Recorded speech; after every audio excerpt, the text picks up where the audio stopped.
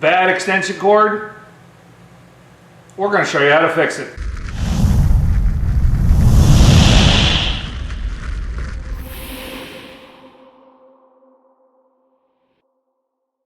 Welcome to our woodshop. My name is Mr. Rodaway, and we're taking a quick break here during summer vacation to help out one of our custodians. He brought me an extension cord that had a bad end, and by the looks of it, it already had been repaired once or twice, and they didn't even do a correct job because they got exposed insulated wires outside the shroud. And I looked at the other end of it, and this is the factory end, and I'm like, this is an old extension cord. And I couldn't, testing it with the wire testers, I couldn't get a signal from one end to the other on any of the prongs. So I was like, eeny, meeny, miny, mo, which one is it? In our parts bin, we happen to have one male, one female, so we're just going to go ahead and replace them both. It's a real simple process, but we're going to take and cut off about an inch to an inch and a half. Don't cut too deep. You don't want to cut the insulated wires. If you do, you got to cut it back. As a gauge, you want to kind of look at your plug. Like this one, we might be able to go just a little bit. So now I've got my 3 exposed conductors. The black will be your hot, the white will be your neutral, and the green will be your ground. Pull out wire strippers. And yes, most of you will have this style, but if you do this a lot, this style is definitely worth.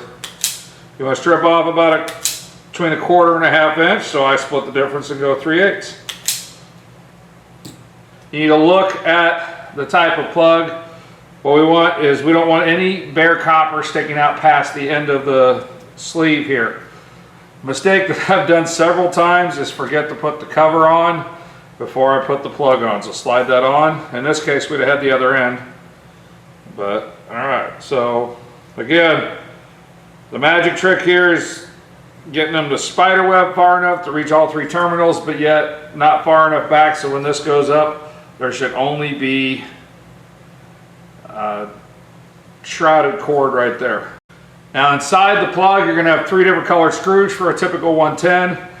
Black is brass, white is silver, white is bright. B for black, B for brass, and G for ground, G for green wire. So these should.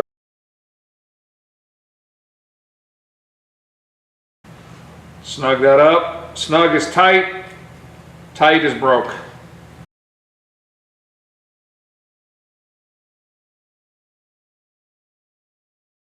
I don't know what brand of plug we're using.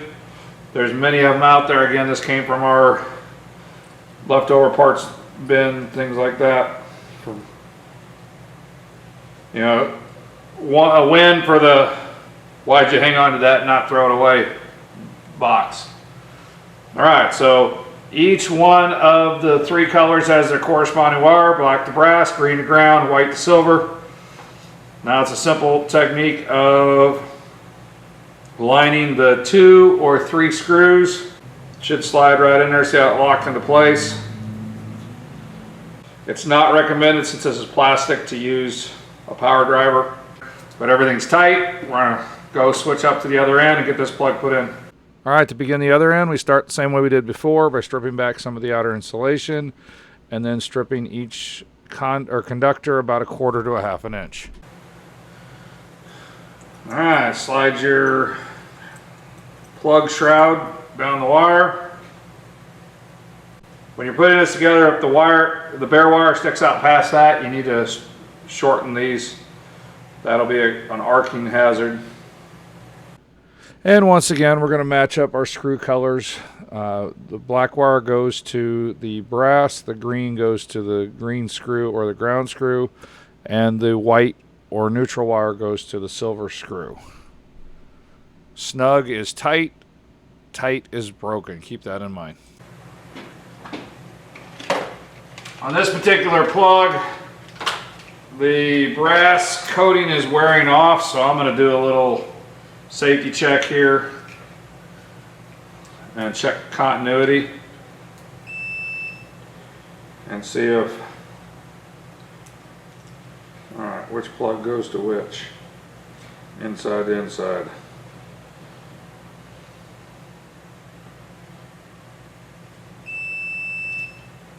Good there.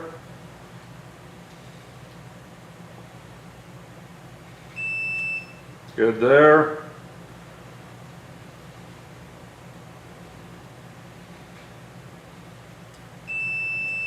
Alright, so we know we've got continuity in all three. Wires are snug.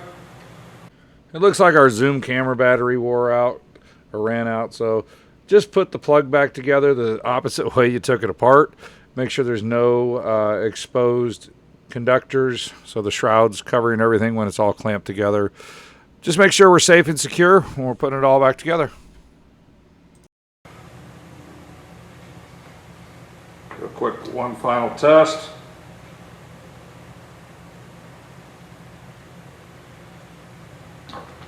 Doesn't matter which one goes to which.